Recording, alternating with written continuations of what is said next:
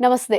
Welcome to it's UTV devotional. నేను మీ నందు. ఇవాళ మనతో పాటు స్టూడియోలో ప్రముఖ ఆధ్యాత్మికవేత్త దేవులపల్లి బాలచంద్ర శర్మ గారున్నారు. మరి గురువు గారితో మాట్లాడి మనలో అందరికీ ఉండే కామన్ డౌట్స్ అన్నీ అడిగి తెలుసుకుందాం. నమస్తే గురూజీ. నమస్కారం. ఎలా ఉన్నారు? బాగున్నాండి. గురువుగారు ఇప్పుడు శ్రావణ మాసం కాబట్టి అందరూ వరలక్ష్మి వ్రతం చేసుకుంటూ ఉంటారు. ప్రెగ్నెంట్ ఉమెన్స్ వ్రతం చేసుకోకూడదు అని కొంతమంది అంటారు.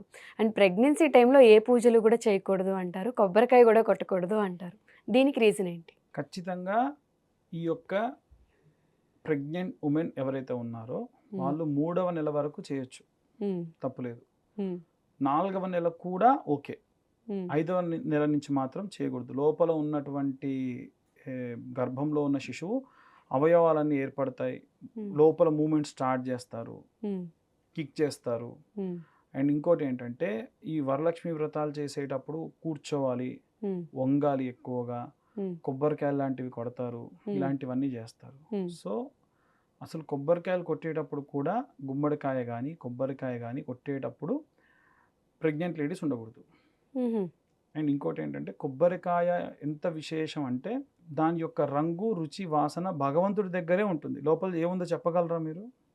కొబ్బరి ఎలా ఉంది, నీళ్ళు ఉన్నాయా లేదా చెప్పగలరా? లేదు. అరటిపండు కూడా అంతే. ఎంగిలి చేయనటువంటి పండ్లు ఏమైనా ఉంటే కొబ్బరికాయ, అరటిపండు రెండు మాత్రమే. ఏ పండ్లైనా సరే నోట్లో ఉన్న గింజ తీసి ఉమ్మేసిన గింజను తీసుకెళ్ళి పెడితే చెట్టు వస్తుంది. లేదా పక్షులు ఏమన్నా తిని వాటి మల విసర్జన చేస్తే ఆ గింజ భూమిలోకి వెళ్ళి మళ్ళీ ఆ యొక్క చెట్టు అనేది వస్తుంది. కానీ ఈ యొక్క అరటిపండు మాత్రం అలా కాదు. పండు కోసి పెట్టాలి. కొబ్బరికాయ కూడా కాయ పెట్టాల్సిందే. కొబ్బరి ముక్కలు పెడితే కొబ్బరి చెట్లు రావు. సో ఆబ్వియస్గా కొబ్బరికాయ చాలా విశేషత. అవి ప్రెగ్నెంట్ ఉమెన్స్ ఎందుకు కొట్టకూడదంటే మన పురాణాల్లో ఉన్న ఆయుర్వేదంలో కూడా ఉంది. కొబ్బరికాయ కొట్టితే వచ్చేటువంటి స్మెల్ ఏదైతే ఉందో అది మనందరికీ చాలా మంచిది. ఓకే. దాన్ని వాసన పీల్చితే మనకు మంచిది. కానీ ప్రెగ్నెంట్ లేడీస్కి మాత్రం కాదు. ప్రెగ్నెంట్ లేడీస్ కనుక పీల్చి ఆ వాసన లోపల ఉన్న శిశువు దాకా వెళ్తే స్కిన్ క్యాన్సర్, స్కిన్ ప్రాబ్లమ్స్ వస్తాయి పిల్లలకి. గుమ్మడికాయలో కూడా ప్రాణం ఉంటుంది. కొట్టినప్పుడు దాంట్లో నుంచి ఒక రకమైన వాసన వస్తుంది. దాన్ని శ్వాస అంటారు అనమాట. అందుకే గుమ్మడికాయ కొట్టగానే సున్నము అను పసుపు కలిపితే ఎర్రగా మారుతుంది, అని శ్వాస అంటారు. అవి పోస్తారు వాటిపైన. సో ఆ పరిస్థితుల్లో కొట్టకూడదు. ఎట్టి పరిస్థితుల్లో కూడా గుమ్మడికాయ కొట్టకూడదు, కొబ్బరికాయ ప్రెగ్నెంట్ లేడీస్ కొట్టకూడదు. దానివల్ల వాళ్ళకి ప్రమాదం, మంచిది కాదు. కాబట్టి కొట్టకూడదు. ఇది మొన్న రీసెంట్గా కూడా ఒకరికి చెప్తే అలా చేశారు, అయ్యో చేసేసామండి అన్నారు. పుట్టిన పిల్లవాడు లేడు, తర్వాత పుట్టినరోజే పోయాడు. కాబట్టి ఇలాంటి ప్రమాదాలు జరుగుతాయి, చాలాసార్లు ప్రూవ్ అయినాయి. కాబట్టి ప్రెగ్నెంట్ లేడీస్ వ్రతాలు చేసినప్పుడు ఇలాంటి ఎవరు కొట్టకూడదు అని అంటే కొబ్బరికాయ కొట్టకుంటే ఎట్లా కుదిరిద్ది? కానీ కొబ్బరికాయ కొట్టాలి. కాకపోతే ఏంటంటే ఎవరైనా దీక్ష తీసుకున్న వాళ్ళు కొడితే చాలా మంచిది, మొక్కిన వాళ్ళు కొడితే మంచిది. ఒక రోజు ఒక తిదో పెట్టుకొని ఆ రోజున కొడితే మంచిది. తప్పని పరిస్థితుల్లో ఆడవాళ్ళు కొడితే మంచిది తప్ప ఎప్పుడు ఆడవాళ్ళ చేత్తో కొట్టించడం కూడా మంచిది కాదు. వాళ్ళు ప్రాణం పోసేవాళ్ళు, దాంట్లో ప్రాణం ఉంటుంది అంటారు. కాబట్టి ఏదైనా తప్పని పరిస్థితుల్లో ఆడవాళ్ళు కొబ్బరికాయను కొట్టచ్చు. దాంట్లో ఎటువంటి దోషం కూడా ఏమీ లేదు. ఇంతే. అలాగే ఈ వరలక్ష్మి వ్రతాలు చేసేటప్పుడు ఏంటంటే ప్రెగ్నెన్సీ వల్ల ఆపడం అనేది దోషం కాదు. పడగొట్టిన దాని కిందికి లెక్కలోకి రాదు. ప్రెగ్నెన్సీతో ఉంది కాబట్టి తను పడగొట్టేటువంటి అవసరం లేదు. మరుసటి ఆ తర్వాత సంవత్సరం హ్యాపీగా చేసుకోవచ్చు. అలా కాకుండా అలాగే కూర్చుంటే చాలా మంది ఇబ్బందులు పడ్డ వాళ్ళు ఉంటారు. కాబట్టి 4వ నెల వరకు ఓకే.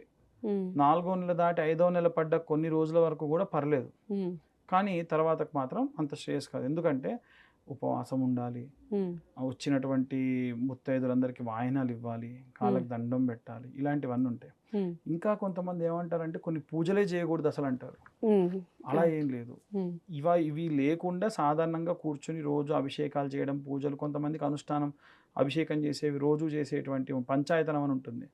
అంతెందుకు మనందరికీ తెలిసినటువంటి భారతీయ తీర్థానంద స్వామి వారు ఉన్నారా, వారి అమ్మగారు రేపు డెలివరీ అవుతారన్నంగా కూడా శివుడికి నిత్యం రుద్రాభిషేకం చేసిందంట 9 నెలలు. అందుకే అంత మహానుభావుడు పుట్టాడు. కాబట్టి చాలా విశేషంగా రుద్రాభిషేకాలు చేసుకోవచ్చు, పూజలు చేసుకోవచ్చు, సాధారణంగా గుడికి వెళ్ళొచ్చు. మరీ ఎక్కువగా ఇబ్బంది అయితే మరి గుళ్ళలోనే ఉన్న అర్చక స్వాముల భార్యల పరిస్థితి ఏమిటి? అట్లా అనుకుంటే గుళ్ళలోకి వెళ్ళకూడదంటే ఏవైనా హోమాలు జరిగితే కూడా అక్కడ ఉన్న బీజాక్షరాలు ఉంటాయి. ఓం శ్రీం హ్రీం క్లీం, ఓం ఫట్ స్వాహ, ఇట్లాంటివి వస్తాయి. మరి అలాంటివి వచ్చినప్పుడు ఇబ్బంది కాదు. ఉమ్, కొన్ని రకాలైనటువంటి ఠకార మకార జకార మంత్రాలు వినకూడదు ఉమ్, ప్రెగ్నెంట్ లేడీస్. ఉమ్, దానివల్ల వాళ్ళకి ఇబ్బంది అవుద్ది. ఉమ్, అందుకోసం వద్దంటారు తప్ప వేరే ఇంకేం కాదు. ఉమ్, హ్యాపీగా నార్మల్ డేస్లలో వెళ్ళొచ్చు. హోమాలు జరిగినప్పుడు విపరీతం పొగొచ్చిన సఫకేట్ అవుతారు కాబట్టి వద్దంటారు. ఉమ్. కొబ్బరికాయలు కొట్టకూడదు, గుమ్మడికాయలు కొట్టకూడదు. సాధారణంగా చేసే పూజలు ఏ ప్రమాదం ఉండదు, ఏ ఇబ్బంది ఉండదు, చేసుకోవచ్చు. Thank you so much. ధన్యవాదాలు ధన్యవాదాలు. గురూజీ.